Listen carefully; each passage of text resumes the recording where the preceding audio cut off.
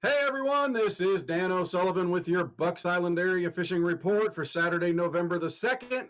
Hey, fallback weekends, don't forget to set your clock back on Sunday. Don't miss church, but if you're going fishing, we're going to be right back with what all our guys have to say. We're going to talk to the usuals, Tom, Lee, Josh, and Gentry. They're going to tell us what to expect in this fall period on your body of water.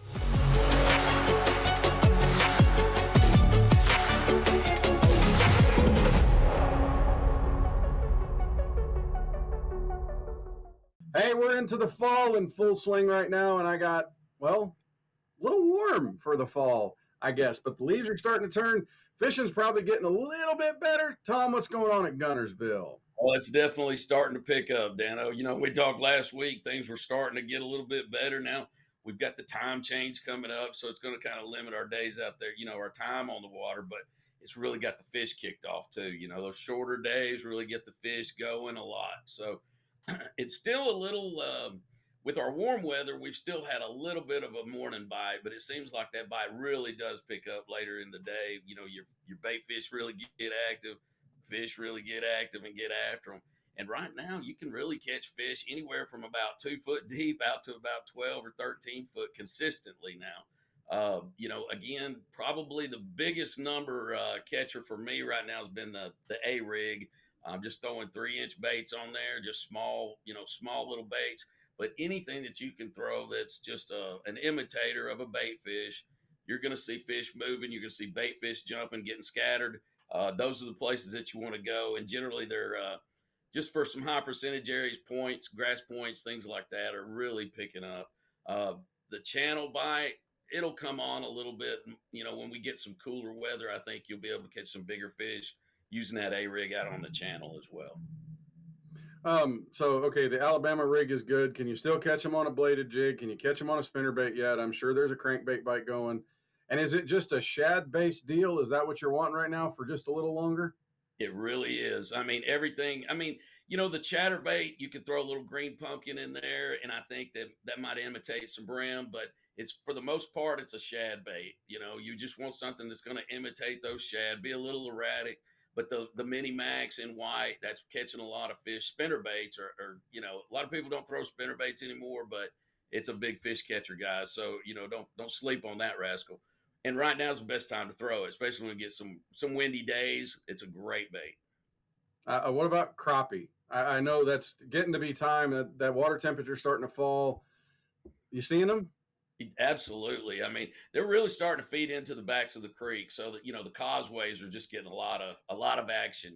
I think my buddy told me the other day he has to get there at 2 o'clock just so he can get the spot he wants. But that's an early bite, but they're catching a lot of fish. They're just kind of roaming through there, and it's the same old deal. You'll get a lot of bites, and then you won't get anything for a while. Then you'll catch a lot of fish again, and it's just those fish moving in and out with the bait.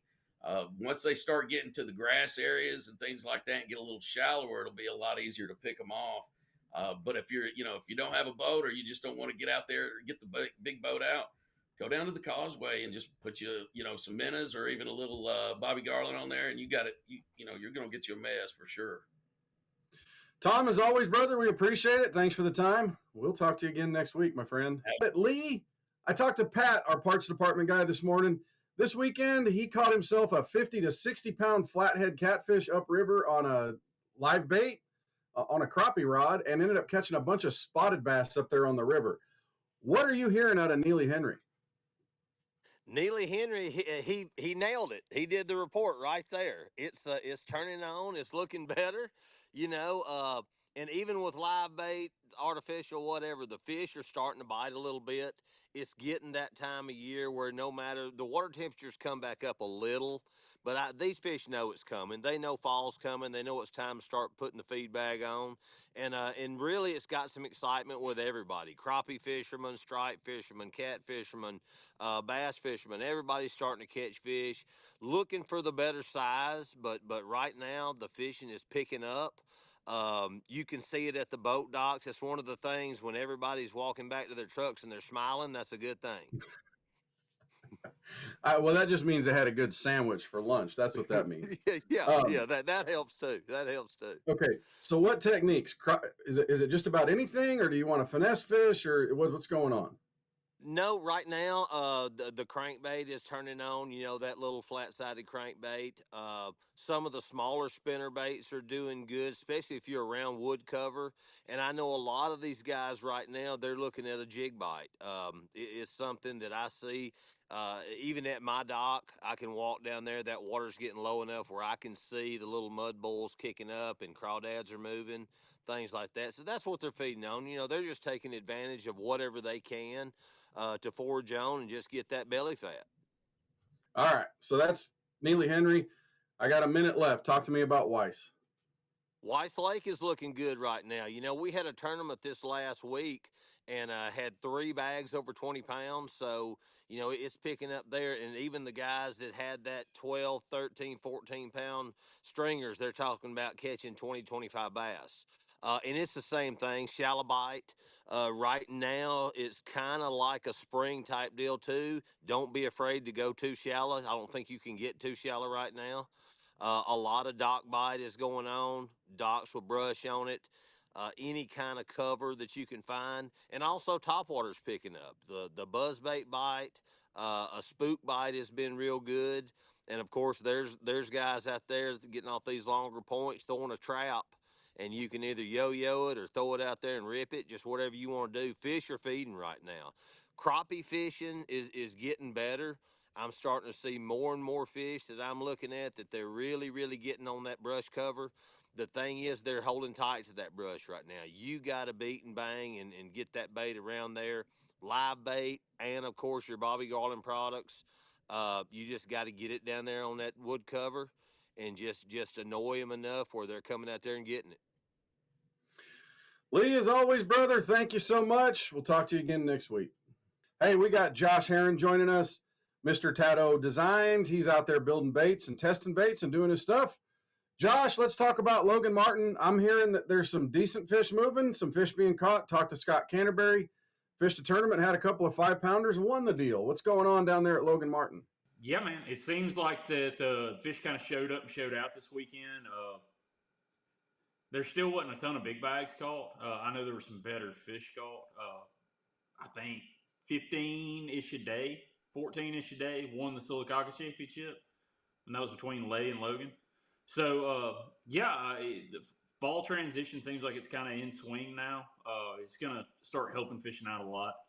I know that the largemouth showed up at Lay this weekend, which was a big help. A bunch of fish got caught on a swim jig.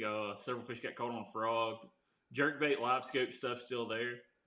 But shallow fish starting to show up, so that's always what I look for, and that's kind of my gig. So you run around, fish some of this main lake transition stuff, especially at Lay right now with the grass stuff. It's still going to be relatively close to the river, but kind of in the mouths of some of these feeder creeks is going to be the main places I would look, and the same kind of transition deals at Logan, but it's going to be more rock docks, stuff like that, in the mouths of these main feeder creeks.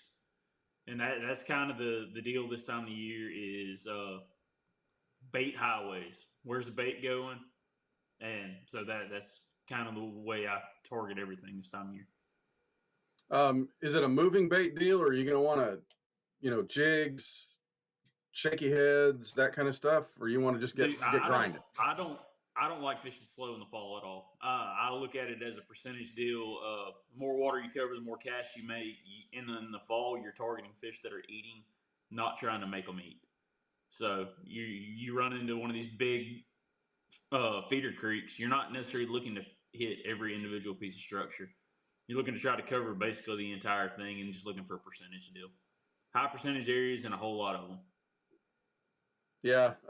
Is grass going to play at all, or is that starting to wane off and you want to look for that hard stuff? Lay grass is actually coming into swing. Right after the grass starts dying off, you kind of get those laid over flat mats at Lay. And that becomes a thing going into the winter.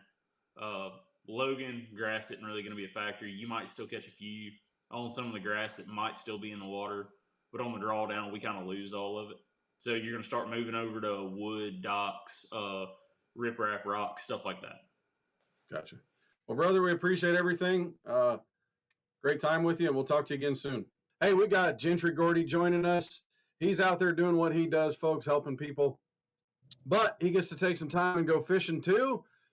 Gentry, let's start at Jordan Lake. What's going on? I'm sure the colder temperatures, the shorter days, that's kind of having an effect on things, isn't it? Just a little bit to me, Dano. We've had the most stable weather for the last few weeks, just bluebirds, guys.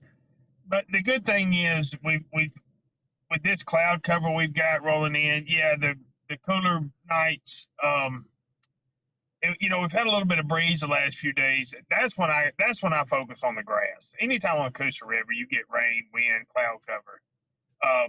Me personally, that's when I just like going to the grass, swim, jig, punching, light Texas rig up to it. It's still, without the rain, your current fishermen, your upriver is still going to be first thing in the morning, late in the afternoon.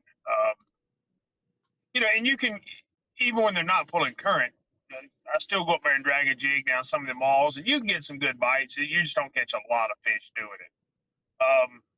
Another thing is, it seems like, the mouths of the smaller pockets and stuff with the jerk bait is, you get numbers and some good quality doing that. I know that's kind of Jordan Lake. That's the way it goes. You kind of got to hunt and pack. Current kind of helps really centralize the fish. Are they suspended, or are they out on docks, or what are you thinking when the current's not going? All the above. You know what I mean? That's just the nature of Jordan. Some places offshore in a summertime pattern, you can pull up there and catch 2 or 3, and then you could run to the back of a pocket and skip up under a dock and catch one. I mean, that's just, that's just this time of year. That's just the way Jordan sets up. When that current's not grouping them up, it's like they just anywhere and everywhere. All right, Lake Martin. I know the Bassmaster Open a couple of weeks ago. Topwater baits, seawalls, those kinds of deals, jigs, drop shots, shaky heads, off. Of course, forward-facing sonar. Is that still the bite there at Martin? Absolutely, and it's gonna be that way. Even, at Martin, 55 degree, I've caught more fish on top water at 55 degrees some days, if everything lines up right, than you do when it's 75 degrees. I mean, that's just the nature of Martin.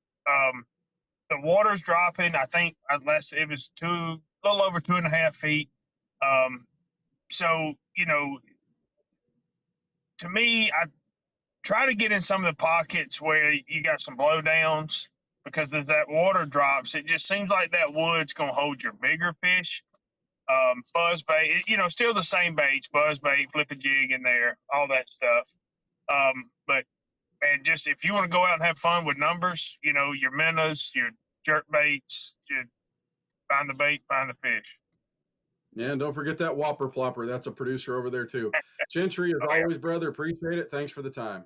Well, that'll wrap up our Bucks Island area fishing report for Saturday, November the 2nd.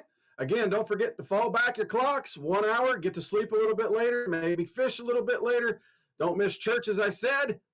Thanks to the guys for everything that they have to say, helping us put a few fish in the boat. We'll talk to you next week.